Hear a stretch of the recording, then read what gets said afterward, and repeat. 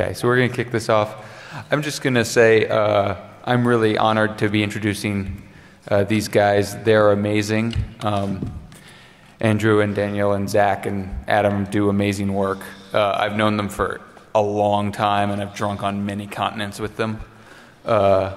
So just this is an honor to have them here. And yeah, when they say it's broken, it's busted. So without further ado, hit it off. It's going to make me cry. Thank you. It's so nice to give a talk with a bottle of whiskey here. It's great. I think it's great. So, I'm Andrea Barisani. Then we have... I'm Daniele Bianco. Yourself. I'm Zach Franken. And I'm Adam Laurie. Too many speakers. It looks like a panel. Anyway, so we're going to talk about chip and pin, and we're going to talk about why we think it's definitely broken. Also... yeah, if you're all very good and behave yourselves, major malfunction will be making a guest appearance at the end and giving you a happy ending. Okay. So. Right. And also, how many of you have seen mine and Daniela's previous talks here at DEF CON? How many of you? Raise your hand. Okay, so we will show in the middle of our talk how you can get laid using our technique. We think it's very important to prove that you can use these hacking techniques to get girls, you know. There's no point in doing something very, very technical and then, you know, what's the point? Yeah, it's just bias. No, no, no. You get laid. And we've got to prove that with a very cheesy Italian-style movie because we're Italian. So, you know, that's how we ruin our reputation every 2 years or so. And Zach and Adam, they didn't want to take part in it. I don't know why. I mean, We were asked, we declined. Politely, of course. You'll see why. Right. Anyway, so when we say chip and pin, we basically mean a standard which is called EMV. EMV stands for European MasterCard and Visa, and it's a global standard for defining how smart cards can be used for credit and debit card operations. And it's called, in different countries, it's named in different ways. They all, every single country have their own marketing terms. Chip and pin is, I think that's the term for UK, but it's also a very good name worldwide. And so why are they going to use the chip on credit cards? First of all, they want to move away from magstripe because, as we know from the excellent work done by Adam, magstripes are crap, and they can be very, very easily cloned.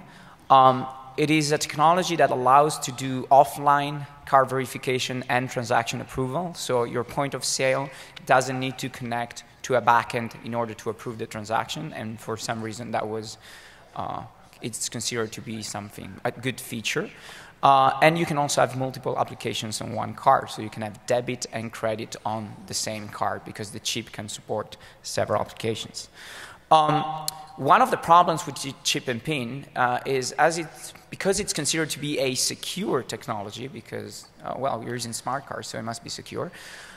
There's a liability shift that goes away from the merchant to the bank, but also it can shift to the card holder itself.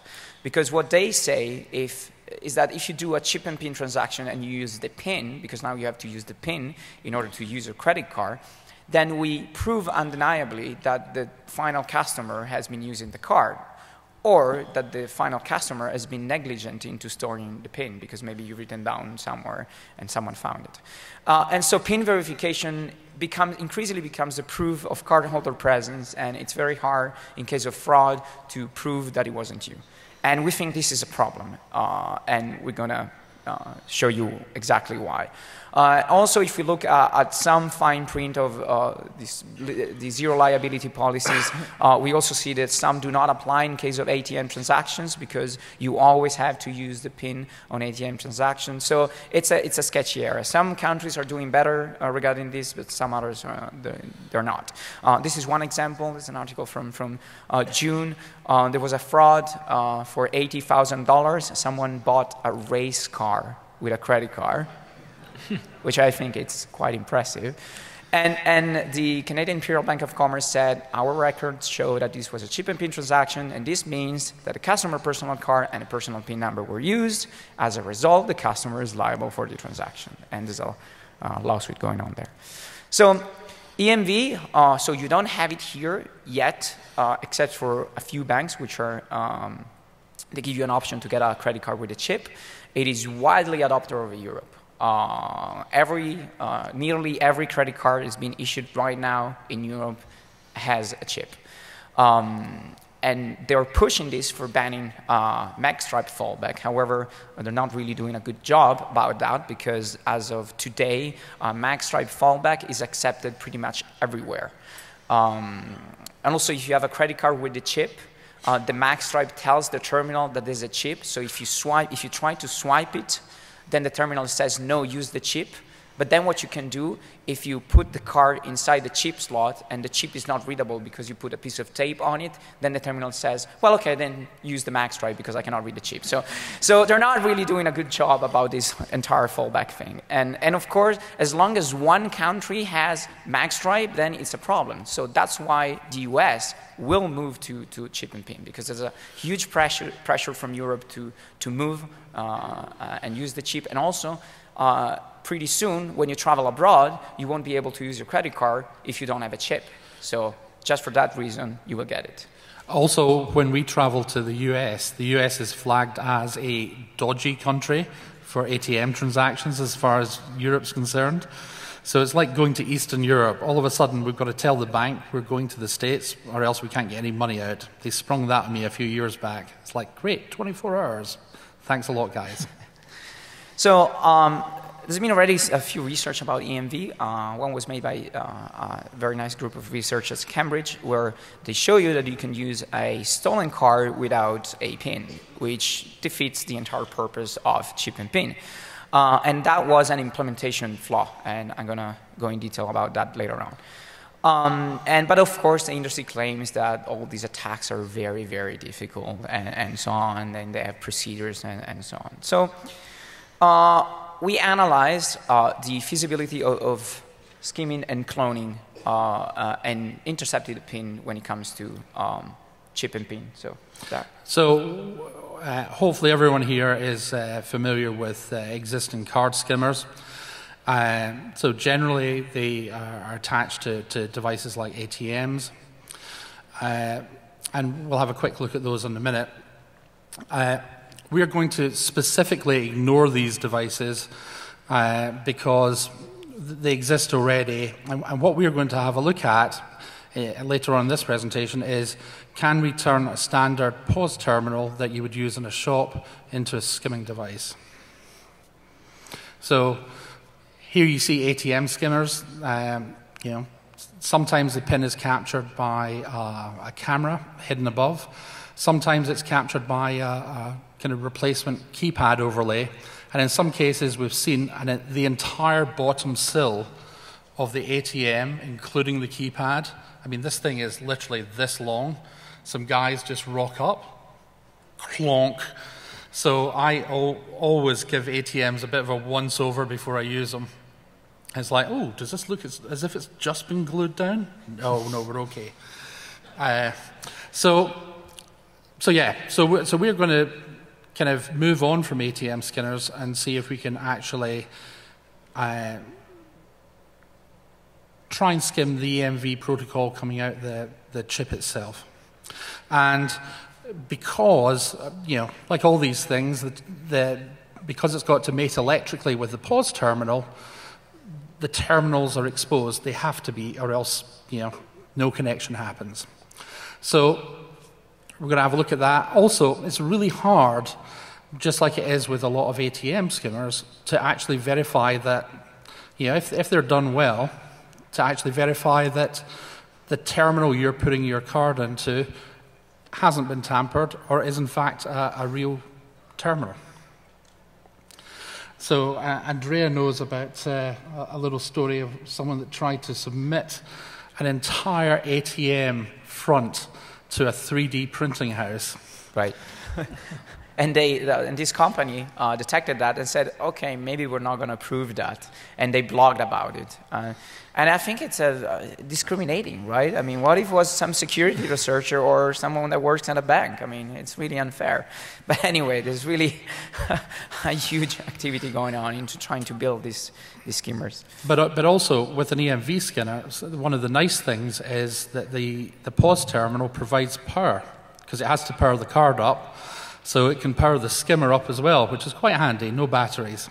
And we'll take you through some details of a device later on in the presentation. Okay. So, yeah, we think this is a scary prospect, and now comes the time when we show you where you can get the girls using this technology. Do you want to see that? Right on. I do actually play the blonde in this one. Okay, so.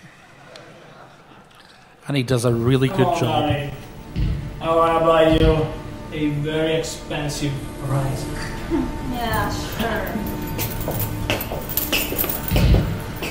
Hello. Hello there.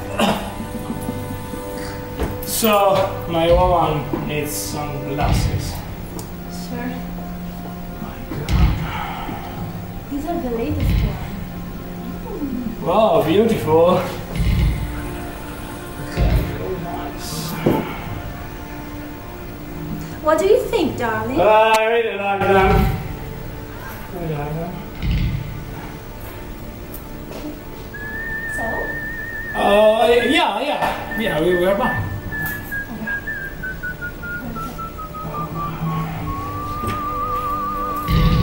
Can I pay with plastic?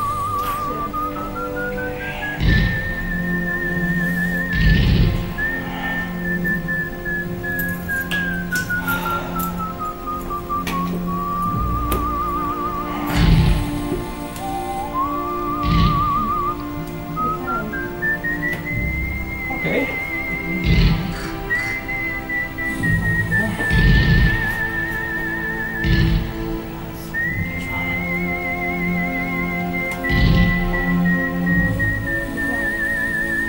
That's weird. That's weird. No worries. No worries.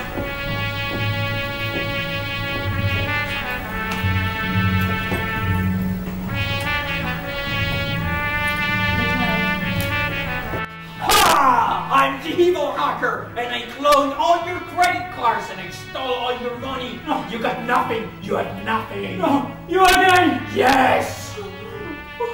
Yes. My cards. My cards. Yes. No. Useless. No, my cards. My cards. But how did you clone these credit cards? Yes. How? I used the power of microcontrollers. Love me. Love me. No. My cards. My cards. No. I'm alone. I'm alone.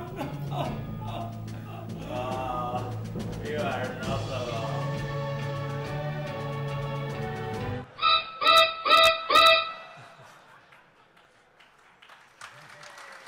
It works.